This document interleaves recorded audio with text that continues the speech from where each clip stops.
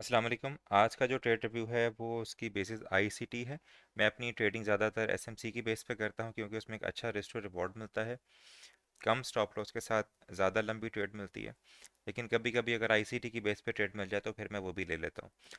तो कुछ दिन पहले जब मैंने अपनी लास्ट वीडियो यूट्यूब अपलोड की थी और कम्युनिटी में पोस्ट की थी तो वहाँ पे क्वेश्चन आया था कम्युनिटी मेंबर की तरफ से कि any comprehensive video on IFEG, MSS, market structure shift, BPR. तो मैंने इनसे कहा था कि 2 से 3 दिन में इंशाल्लाह वीडियो बनाएंगे। तो इत्तेफाकन ऐसा हुआ कि आज सुबह स्पेस पे ट्रेड मिल गई थी और मैंने उसको लिया भी था। और उसमें तकरीबन सिर्फ 10 मिनट में एक 3 आवर की रेट हमें मिली थी। तो इस रेट को अभी हम रिकैप करेंगे।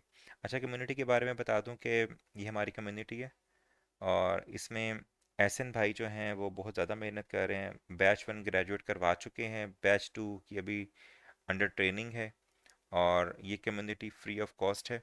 और एहसन भाई जो हैं वो एसएमसी के भी एक्सपर्ट हैं, आईसीटी के भी एक्सपर्ट हैं और काफ़ी सारी स्ट्रेटजीज़ को जानते हैं। तो अगर आप कम्युनिटी को ज्वाइन करना चाहते हैं तो आप कांटेक्ट कर सकते हैं। तो बैक टू वर्ड्स चार्ट। तो ये एक्स्ट्रास को हम डिलीट कर लेते हैं। 15 मिनट पे चले जाते हैं। अच्छा, मार्केट अगर हम देखें तो इस तरह से रेंज में थी और ये हुआ कि मार्केट ने ये लिक्विडिटी दी। जब भी मार्केट लिक्विडिटी लेती है तो वो एक रिवर्सल दे सकती है। अब ये रिट्रेसमेंट भी हो सकती है और रिवर्सल भी हो सकता है, ठीक है। तो अब हम ऐसा करते हैं, 1 मिनट पे चले जाते हैं। इसको थोड़ा सा बैक कर लेते हैं यहाँ तक। 1 मिनट इस तरीके से ऐसा करता हूँ, नैरेटिव बता देता हूँ ताकि ट्रेड समझने में आसानी होगी। बेसिकली मार्केट ने लिक्विडिटी ली, अब उसके बाद दो चांसेस हैं। मार्केट क्या कर सकती है कि यहाँ से मार्केट ने बेरिश मूव दिया है और मार्केट अब रिट्रेस करके अपने डिस्काउंट जोन में जाके या प्रीमियम जोन में जाके, नीचे वाला डिस्काउंट है यहाँ से हमें एक और मूव नीचे की तरफ दे सकती है अगर इसने कंटिन्यूशन में जाना है तो। दूसरी पॉसिबिलिटी क्या हो सकती है? दूसरी पॉसिबिलिटी ये होती है कि मार्केट जो है यहाँ से ऐसे जाएगी और रिट्रेसमेंट करने के बाद नीचे आएगी और पुल बैक लगा के ऊपर भी जा सकती है। तो ये पॉसिबिलिटी भी हो सकती है। तो ये रिट्रेसमेंट भी हो होकर के कंटिन्यू भी कर सकती है और यहाँ से एक रिवर्सल की रेट भी हमें मिल सकती है। तो हमें नहीं पता क्या होगा। तो हम ऐसा करते हैं कि यहाँ से फिब लगाते हैं। तो फिब लगाया तो ये हमारा नीचे वाला जो है डिस्काउंट जोन है, ये प्रीमियम जोन है। तो इस प्रीमियम में जोन पीओआई मार्क कर लेते हैं। तो यहाँ पे एक एफईजी है। अगर हमें यहाँ पे एक अच्छी कंफर्मेशन मिलेगी तो हम यहाँ से सेल कर सकते हैं। और उसके अलावा आप यहाँ पे देखें, चूँकि हम आईसीटी की बेस से बात कर रहे हैं तो आईसीटी की बेस पे ये हमारा ऑर्डर ब्लॉक है। तो और एसएमसी की बेस से भी यही ऑर्डर ब्लॉक है। एसएमसी की बेस से ऑर्डर ब्लॉक को हम इस तरीके से मार्क करते हैं, ठीक है। अगर हमें यहाँ भी कंफर्मेशन मिलेगी तो हम यहाँ से भी सेल करेंगे, यहाँ से भी ट्राई करेंगे और यहाँ से भी ट्राई करेंगे। ओके। तो अब हम चले जाते हैं 1 मिनट पे।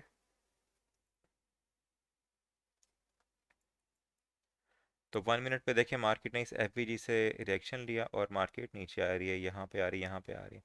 अब यहाँ आने के बाद देखें, जब मार्केट ने यहाँ से रिएक्शन लिया है तो एक अच्छी चीज़ यहाँ पे ये नज़र आ रही है, यहाँ पे लिक्विडिटी भी अवेलेबल है। तो मार्केट ने लिक्विडिटी को लिया और लिक्विडिटी को लेने के बाद मार्केट ने एक शार्प रिएक्शन नीचे को दिया। अब बीपीआर क्या होता है? जब मार्केट तेज़ी से ऊपर की तरफ जा रही थी इस तरह से, तो यहाँ पे देखें मार्केट ने एक अदद फेयर वैल्यू गैप बनाया था, ठीक है, मतलब मार्केट बुलिश है।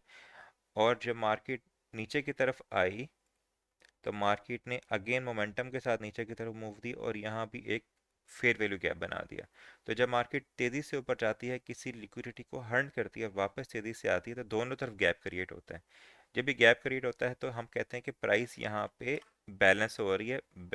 और इस तरह से दोनों तरफ फेयर वैल्यू गैप बनता है, इसको हम इस तरीके से मार्क करते हैं। दोनों तरफ जो गैप बनता है इसे कहते हैं बीपीआर। मैं यहाँ मेंशन कर देता हूँ बीपीआर।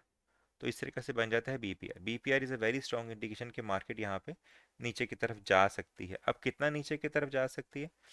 बीपीआर के बाद एक और कंफर्मेशन देखें, यहाँ पे मार्केट ने अपने स्ट्रक्चर को शिफ्ट किया है। जब मार्केट अपना स्ट्रक्चर शिफ्ट करती है, इसको हम क्या कर सकते हैं, चेंज ऑफ करेक्टर भी लिख सकते हैं। लेकिन आईसीटी इसको चेंज ऑफ करेक्टर नहीं लिखता, आईसीटी इसको लिखता है मार्केट स्ट्रक्चर शिफ्ट।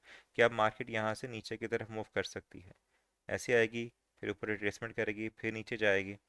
अब नीचे की तरफ रिट्रेसमेंट कहाँ कर सकती है? नेक्स्ट लिक्विडिटी लेवल तक। तो अगर आप देखें तो एक लिक्विडिटी लेवल ये मौजूद है, मार्केट यहाँ तक भी जा सकती है। एक लिक्विडिटी का लेवल ये मौजूद है, मार्केट यहाँ भी जा सकती है। और जो यहाँ पे एक फेयर वैल्यू गैप भी अवेलेबल है, और मार्केट इस फेयर वैल्यू गैप तक भी जा सकती है। तो इस तरीके से मार्केट ने क्या किया, मार्केट एक पीओआई में आई, लिक्विडिटी को भी लिया, और सडन मूव अप की, सडन मूव डाउन की, बीपीआर किया, और मार्केट स्ट्रक्चर शिफ्ट कर दिया। अब ये बहुत अच्छी कंफर्मेशन है, लिक्विडिटी भी ग्रैब हो गई है, बीपीआर भी बन गया, और मार्केट स्ट्रक्चर शिफ्ट भी हो गया। अब हम क्या करेंगे, इस बीपीआर से हम ट्रेड करेंगे। यहाँ पे हम एक पेंडिंग ऑर्डर लगा देंगे इस तरीके से, और यहाँ पे हम इसको आप एसएल लगाएंगे, और टीपी हम लगा देंगे इस वाले फेयर वैल्यू गैप तक।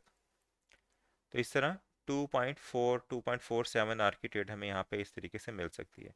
तो ये जो ट्रेड थी, this was based on ICT की, और इसमें बीपीआर कवर हो गया, मार्केट स्ट्रक्चर शिफ्ट भी कवर हो गया। मैंने ये ट्रेड नहीं ली थी क्योंकि I think I was not available at this time, सुबह सुबह 3:22 का टाइम था।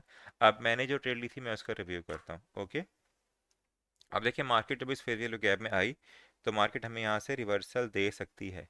तो मार्केट फेयर वैल्यू गैप में, अब मैंने बाय की ट्रेड ली थी, तो मार्केट ने रिवर्सल देना है, तो मार्केट फेयर वैल्यू गैप में आई, और यहाँ पे मार्केट स्ट्रक्चर शिफ्ट यहाँ पे जाके होगा, एमएसएस यहाँ पे जाके होगा। लेकिन यहाँ एमएसएस नहीं हुआ, तो इसको हम डिलीट कर देते हैं। फिर मार्केट ने दोबारा क्या किया, इस ऑर्डर ब्लॉक से रिएक्शन लिया, और मार्केट फर्दर नीचे की तरफ आ गई, और मार्केट इस जोन में आ गई।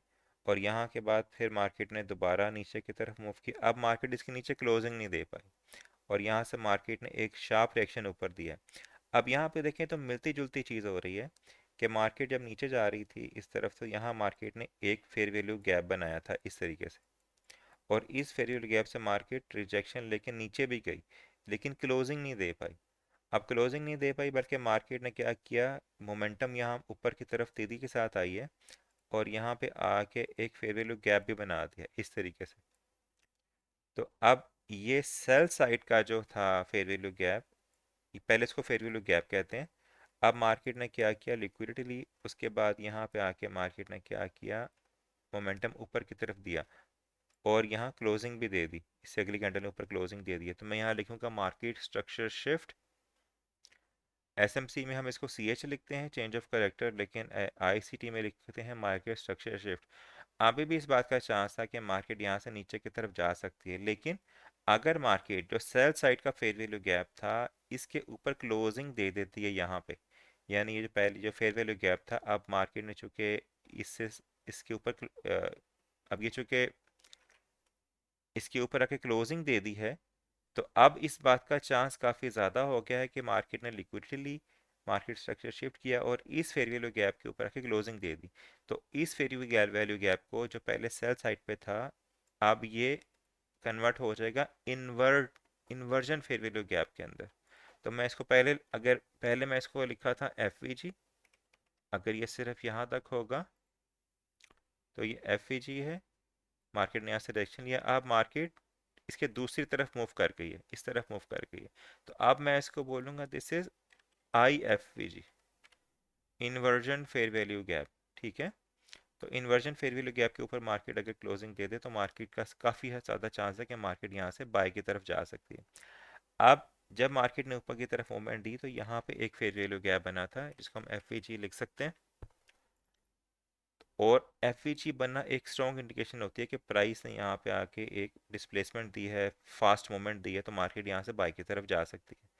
तो अब क्या हुआ कि मार्केट ने यहाँ पे एक तो लिक्विडिटी लेने के बाद मार्केट स्ट्रक्चर शिफ्ट किया, आई एफ के ऊपर क्लोजिंग दे दी, और उसके साथ साथ यहाँ भी एफ क्रिएट कर दिया। तो अब हम क्या करेंगे, इस एफ से अपने ट्रेड को इनिशिएट करेंगे, इस यहाँ से स्टॉप लॉस हम यहाँ पे रख सकते हैं, और टीपी जो है, अब लिक्विडिटी लेवल कहाँ पे है, अगर आप यहाँ पे देखें तो ये तकरीबन इक्वल हाइज पड़े हुए हैं। तो एक लिक्विडिटी लेवल हमारे पास ये मौजूद है, यहाँ पे अपने टीपी को ले सकते हैं। दूसरा क्या मौजूद है, अगर आप देखें तो ये एक लो रेजिस्टेंस लिक्विडिटी अवेलेबल है, तो हम यहाँ भी अपने टीपी को ले सकते हैं। तीसरे टीपी यहाँ किसी भी लिक्विडिटी लेवल तक ले सकते हैं, लेकिन अगर हम बात करें सेफर टीपी की, तो मैंने अपने टीपी को इस जगह पे लिया था। तो this was like 3 hour trade, और ये तकरीबन 10 मिनट में इस ट्रेड को लिया था। ठीक है। तो इस वीडियो में हमने देखा कि बीपीआर क्या होता है, बीपीआर से ट्रेड किस तरह से कर सकते हैं, मार्केट स्ट्रक्चर शिफ्ट क्या होता है, टीपी किस तरीके से लेना है, और जब मार्केट ने रिवर्सल दी है तो मार्केट स्ट्रक्चर शिफ्ट क्या होता है, fair value gap, inversion fair value gap किस तरीके से बनेगा, और हमारी ट्रेड का की एंट्री किस तरीके से होगी, एफईजी से हमने ट्रेड किया, एसएल यहाँ पे रख दिया, और टीपी किस तरीके से होगा। ठीक है। तो उम्मीद है कि आपको आईसीटी के कुछ बेसिक कॉन्सेप्ट समझ आए होंगे। Thank you very much.